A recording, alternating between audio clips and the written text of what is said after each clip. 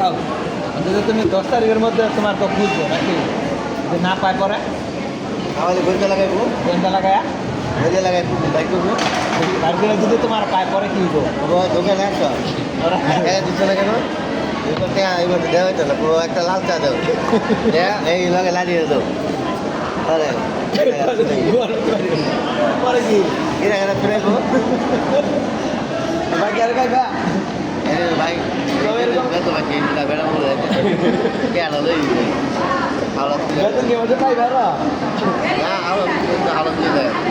আমার তো বেড়া আমার তো নিবা তবে মানে মাইক কপাল এটা হাওয়া লাগে কেন দিলে আমার বই একা কোথার বই পাঁচ হাজার আমার টেয়াও দেওয়া লাগবে পরে কি 5,000 দেওয়া লাগবে